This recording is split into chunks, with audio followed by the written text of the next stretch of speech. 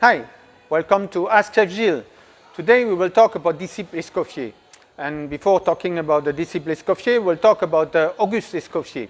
Who was Auguste Escoffier?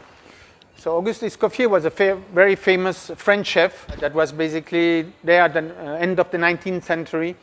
And together with César Ritz, developed the hotel chain Ritz, Carlton and Savoy.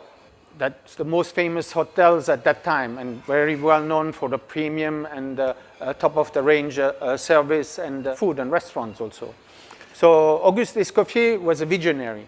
He was basically created the kitchen still as we know it today, the brigade system where you have a meat section, a fish section, entremetier, garde-manger, pastry section. That was his organizing a kitchen, and we still follow this today.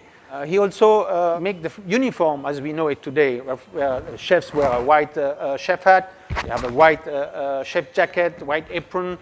So basically we could see when things were dirty, when they need to get replaced. That was also something put in place by Escoffier. He also made the fine dining as we know it today. Before Escoffier, fine dining was very difficult because